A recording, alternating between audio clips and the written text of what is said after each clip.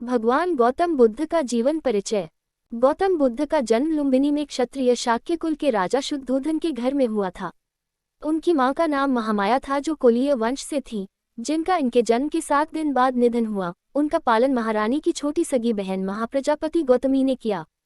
सिद्धार्थ विवाहोपरांत एकमात्र प्रथम नवजात शिशु राहुल और धर्मपत्नी यशोधरा को त्याग कर संसार को जरा मरण दुखों से मुक्ति दिलाने के मार्ग एवं सत्य दिव्य ज्ञान की खोज में रात्रि में राजपाट का मोह त्याग कर वन की ओर चले गए। वर्षों की कठोर साधना के पश्चात बोध गया बिहार में बोधि वृक्ष के नीचे उन्हें ज्ञान की प्राप्ति हुई और वे सिद्धार्थ गौतम से भगवान बुद्ध बन गए। जन्म तथा बाल्यकाल। उनका जन्म शाक्य गणराज्य की तत्कालीन राजधानी कपिलवस्तु के निकट लुम्बिनी में हुआ था, जो नेपाल में है। लुम्बिनी वन नेपाल के तराई क्षेत्र में कपिलवस्तु और देवदल के बीच नौतनवा स्टेशन से 8 मील दूर पश्चिम में रुक्मिंदेही नामक स्थान के पास स्थित था। कपिलवस्तु की महारानी महामाया देवी के अपने नहर देवदल जाते हुए रास्ते में प्रसव पीड़ा हुई और वहीं उन्होंने एक बालक को जन्म दिया। शिशु का नाम सिद्धार्थ रखा गया। गौतम गोत्र में जन्म लेने के कारण वे गौतम भी कहलाए। क्षत्रिय राजा शुद्धोधन उनके पिता थे। परंपरागत कथा के अनुसार सिद्धार्थ की माता का उनके जन्म के 7 दिन बाद निधन हो गया था। उनका पालन पोषण उनकी मौसी और शुद्धोधन की दूसरी रानी महाप्रजापति गौतमी ने किया। शिशु का नाम सिद्धार्थ दिया गया, जिसका अर्थ है वह जो सिद्धि प्राप्ति के लिए जन्मा हो। जन्म समारोह के दौरान साधु दृष्टा आसित ने अपने पहाड़ के निवास से घोषणा की बच्चा या तो एक महान राजा या एक महान पवित्र पथ प्रदर्शक बनेगा। शुद्धोधन ने 5वें दिन एक नामकरण समारोह आयोजित किया और 8 ब्राह्मण विद्वानों को भविष्य पढ़ने के लिए आमंत्रित किया। सभी ने एक सी दोहरी भविष्यवाणी की कि बच्चा या तो एक महान राजा या एक महान पवित्र आदमी बनेगा। दक्षिण मध्य नेपाल में स्थित लुम्बिनी में उस स्थल पर महाराज अशोक ने 3री शताब्दी ईसा पूर्व बुद्ध के जन्म की स्मृति में एक स्तंभ बनवाया था।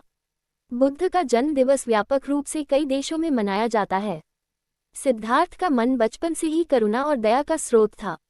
इसका परिचय उनके आरंभिक जीवन की अनेक घटनाओं से पता चलता है। घुड़दौड़ में जब घोड़े दौड़ते और उनके मुंह से झाग निकलने लगता तो सिद्धार्थ उन्हें थका जानकर वहीं रोक देता और जीती हुई बाजी हार जाता। खेल में भी सिद्धार्थ को खुद हार जाना पसंद था, क्योंकि किसी को हराना और किसी का दुखी होना उससे नहीं देखा जाता था।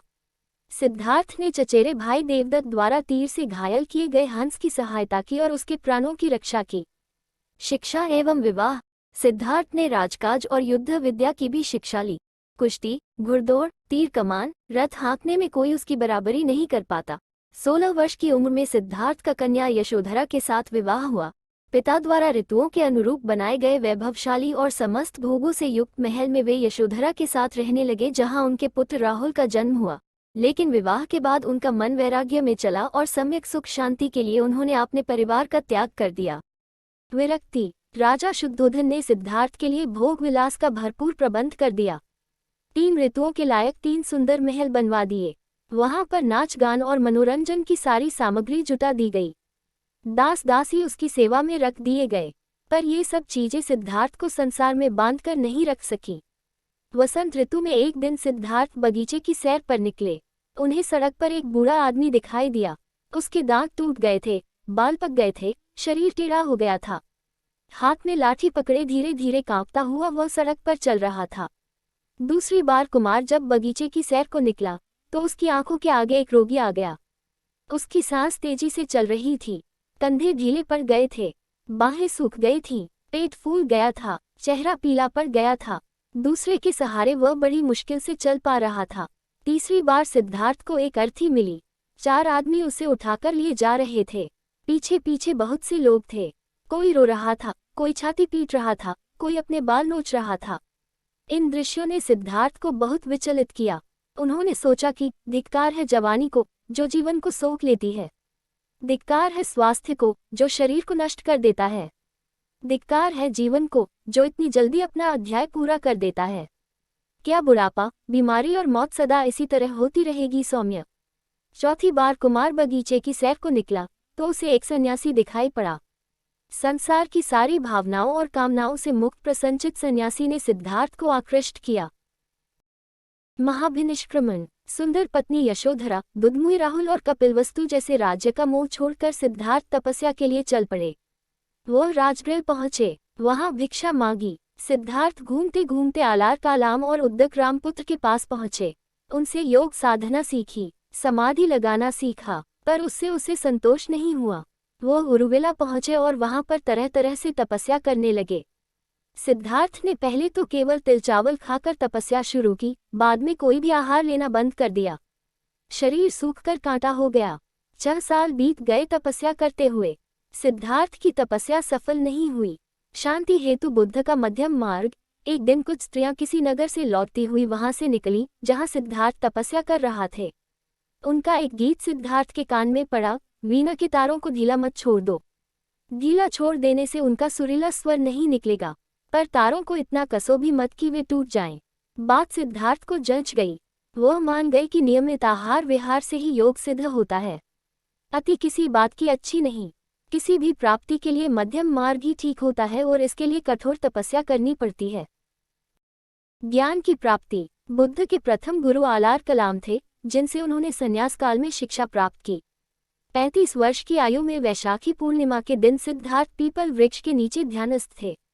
बुद्ध ने बोधगया में निरंजना नदी के तट पर कठोर तपस्या की तथा सुजाता नामक लड़की के हाथों खीर खाकर उपवास तोड़ा। समीपवर्ती गांव की एक स्त्री सुजाता को पुत्र हुआ। वह बेटे के लिए एक पीपल वृक्ष से मन्नत पूरी करने के लिए सोने के थाल में गाय के दूध की खीर भरकर पहुंची। सिद्धार्थ वहां बैठा ध्यान कर रहा था। उसे लगा कि वृक्ष देवता ही मानो पूजा लेने के लिए शरीर धरकर बैठे हैं।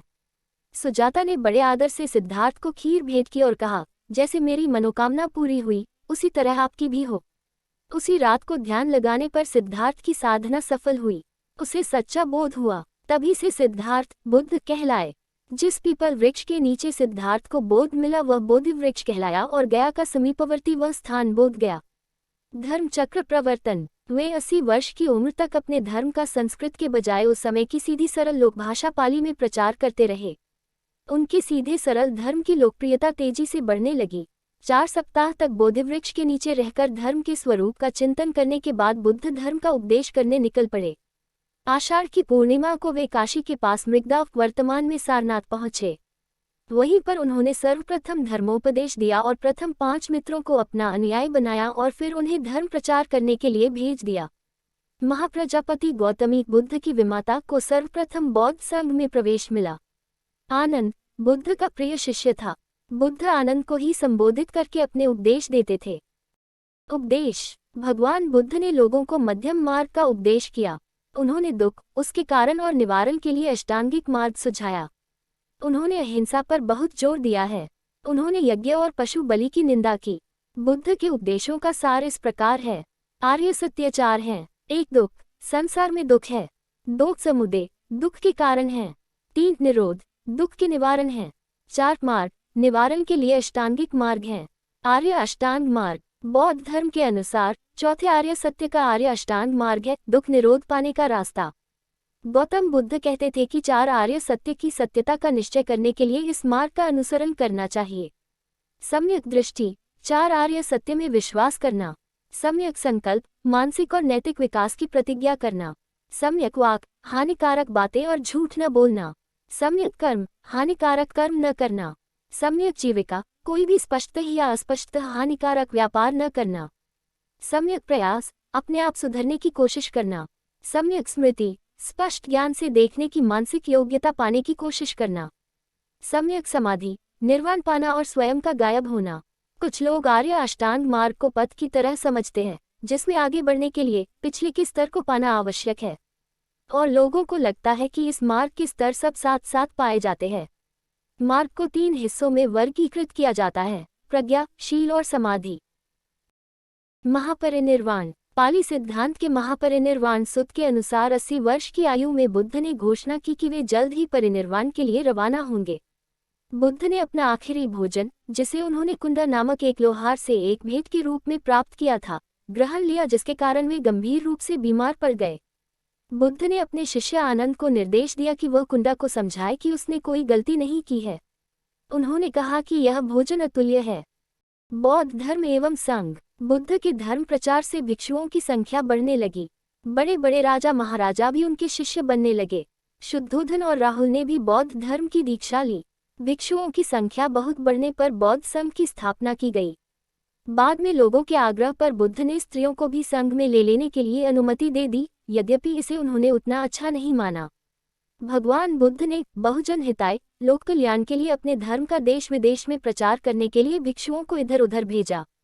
अशोक आदि सम्राटों ने भी विदेशों में बौद्ध धर्म के प्रचार में अपनी अहम भूमिका निभाई। मौर्य काल तक आते आते भारत से निकलकर बौद्ध धर्म चीन, Japan, Korea, Mongolia, Burma, Thailand, Hind, चीन, श्रीलंका आदि में फैल चुका था। इन देशों में बौद्ध धर्म बहुसंख्यक धर्म है। Thanks for watching. Please like and subscribe.